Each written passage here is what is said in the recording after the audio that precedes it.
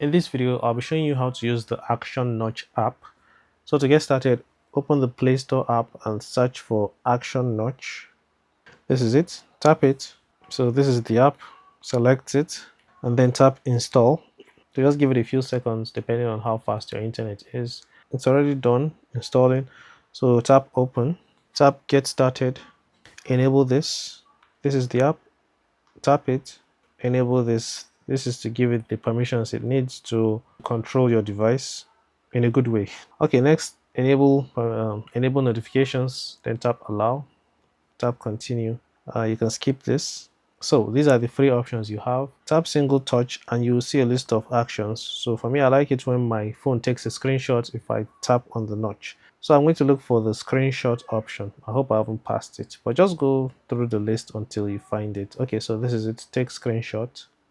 Then double touch. I like it when my phone's brightness increases when I double touch. So I'll look for increased brightness, but you just need to go through the list until you find the one you want. So toggle brightness.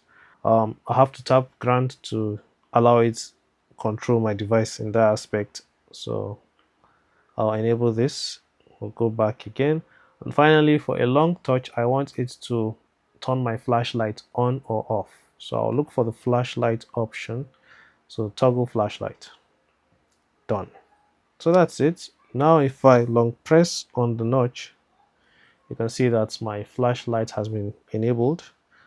I can turn it off. If I tap once, it has taken a screenshot.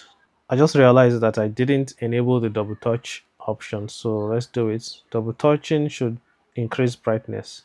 Maximum brightness should be 100, so I'll tap save. Let's see if I can do it this way. Yeah, as you can see, it is being...